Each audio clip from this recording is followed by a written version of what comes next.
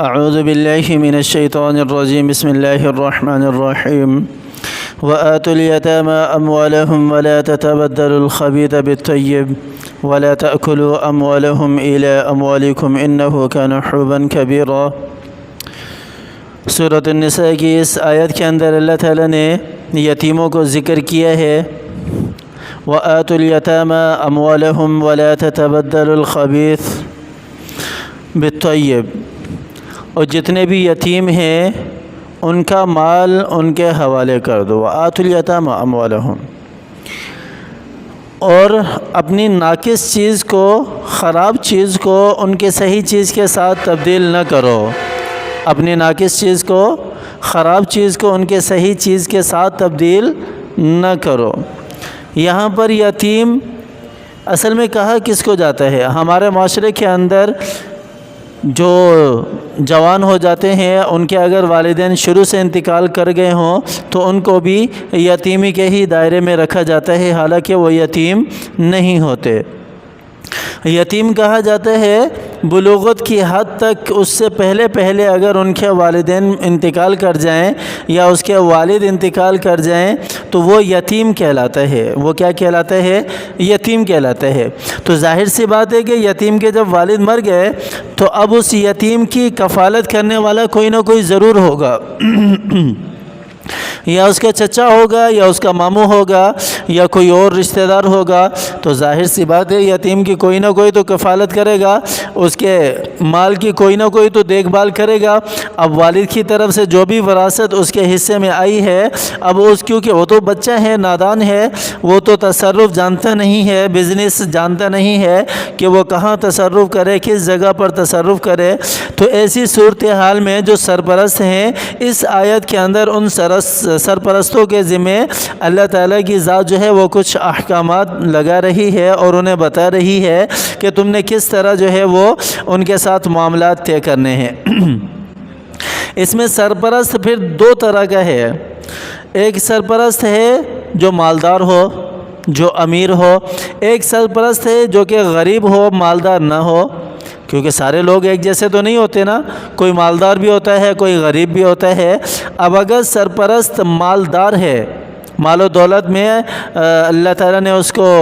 وافر مقدار میں دی ہے، کشادگی دی ہے، تو ایسی صورت میں اگر مالدار اس کا سرپرست ہے تو وہ کسی بھی صورت میں اس یتیم کے مال میں سے اپنے لیے استعمال نہیں کر سکتا۔ کسی بھی صورت میں یتیم کے مال کو وہ نہ استعمال کر سکتا ہے، نہ اس کو تبدیل کر سکتا ہے، اور نہ ہی اس کو اپنے مال کے ساتھ ملا کر اس نیت سے کہ یتیم کے مال جو ہے وہ میں بڑھا چڑھا کر اس کو واپسی لوٹاؤں گا، نہ وہ اس طرح کر سکتا ہے، اس طرح تصرف نہیں کر سکتا۔ کیوں؟ اگر یتیم کا مال جو ہے وہ ہلاک ہو جاتا ہے بزنس میں تو پھر وہ کہاں سے اس کو لوٹا کر دے گا؟ کہاں دیتا ہی نہیں ہے، آج کل یتیم کو کوئی پوچھتا ہی نہیں ہے، اور اگر زیادہ ہو جائے تو وہ تو ویسے ہی مال کی حرص اور مال کی لالچ بندے کے اندر زیادہ آ جاتی ہے، پھر تو ویسے ہی لوٹانے کا دل نہیں کرتا۔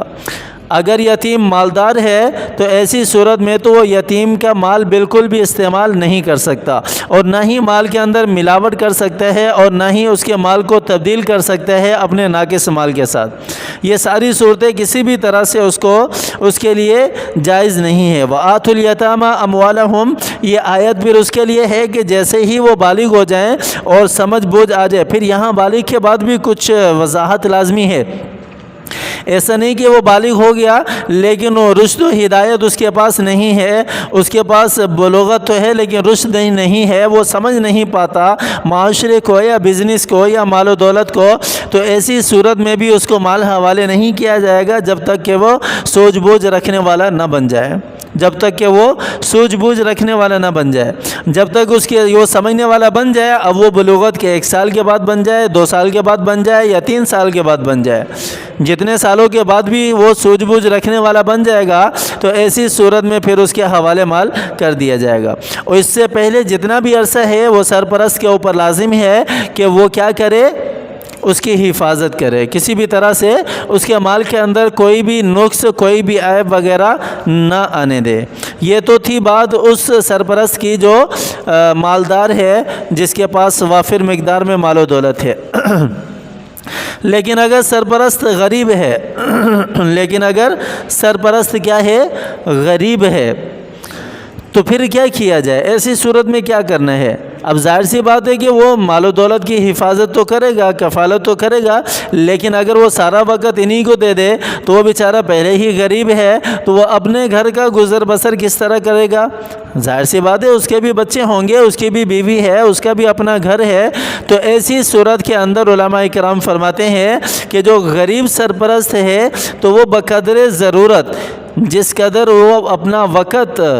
یتیم بچوں کی سرپرستی کے اندر لگا رہا ہے تو اس کی بقدر وہ اس کے مال میں سے لے سکتا ہے اور اس کو استعمال کر سکتا ہے، لیکن ایسا نہیں کہ اب جو ہے وہ کثیر تعداد میں لینا شروع کر دے، جب تک وہ بالغ ہو اس وقت تک اس کا مال ہی سارا ختم ہو جائے۔ پہلے تو اس کو چاہیے کہ وہ کوشش کرے کہ یتیم کے مال کو نہ استعمال کرے، یتیم کے مال کو نہ استعمال کرے، لیکن جتنی بھی کوشش کرنے کے باوجود بھی اس کا وقت جو ہے وہ کچھ نہ کچھ اس کو دینا پڑتا ہے، جس کی وجہ سے اس کی دہاڑی مر جاتی ہے، یا کہیں پر کام کر رہے ہیں تو وہاں پر اس کو شارٹ کرنا پڑتا ہے کام اپنا، تو جس کی وجہ سے اس کو سیلری کم مل رہی ہے۔ تو ایسی صورت کے اندر اس کو چاہیے کہ وہ بقدر ضرورت جتنی ضرورت اس کی کم پڑ رہی ہے، جہاں وہ کام کر رہا تھا وہاں پر وقت کم دینے کی وجہ سے تو اتنی ہی وہ پوری کر سکتا ہے، لیکن اگر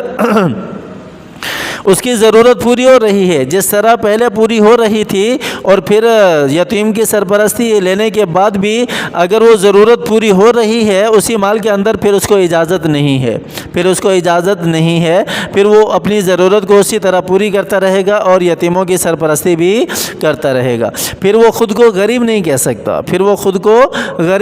سکتا، کیونکہ اس کی ضرورت کے اندر کوئی کسی قسم کا خلل نہیں آیا، یتیمی کی سرپرستی کے اندر اس کی ضرورت کے اندر کسی قسم کا خلل نہیں آیا، جس کی وجہ سے وہ یتیموں کی سرپرستی جو ہے وہ جاری رکھے گا، اور جیسے ہی وہ بالغ ہو جائیں گے تو وہ یتیموں کا مال ان کے حوالے کر دے اور ان کو بتا دے کہ آپ کے والد کا جب انتقال ہوا تھا تو اتنا مال آپ کی وراثت کے اندر آپ کو ملا تھا، اور اتنا میں نے آپ پر خرچ کر دیا ہے آپ کے مال میں سے، اور اتنا باقی ہے۔ یہ جتنی بھی خرچ کرنے کی پہلے جو باتیں ہوئی ہیں یہ کفیل کے لیے تھی، سرپرست کے لیے تھی، لیکن یتیموں کے اوپر کون سا مال خرچ ہوگا؟ یتیموں کے اوپر یتیموں کا اپنا مال ہی خرچ ہوگا اگر وہ مالدار ہیں،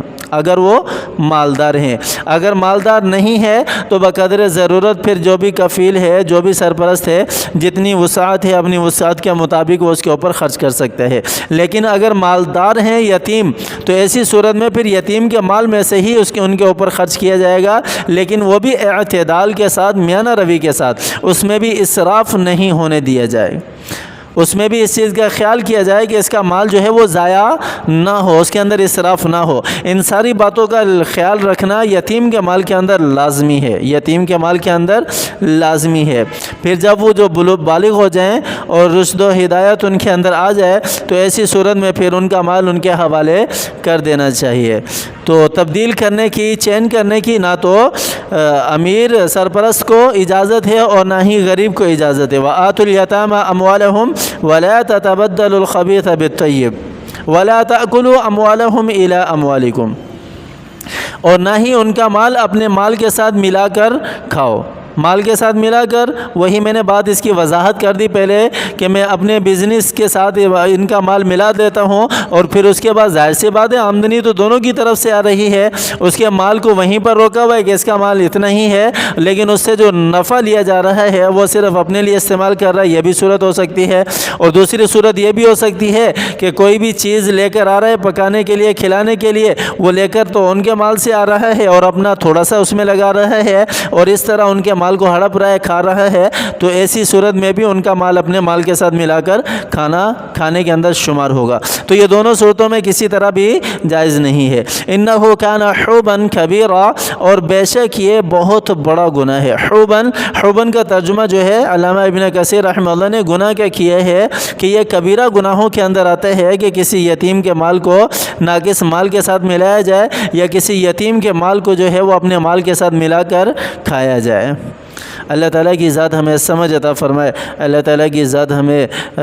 جو ہے وہ اگر یتیموں کی سرپرستی ہمارے حصے میں کبھی آ جائے تو دل کھول کر سرپرستی کیا کریں، اس سے ڈرا نہ کریں، اس سے ڈرا نہ کریں۔ ہو سکتا ہے اس یتیم کی وجہ سے ہی ہمارے لیے رزق کے دروازے کھل جائیں۔ اللہ تعالیٰ کی ذات مجھے بھی اور آپ کو بھی سمجھ عطا فرمائے۔ آمین ثم آمین۔ وآخر دعوانا ان الحمد للہ رب العالمین۔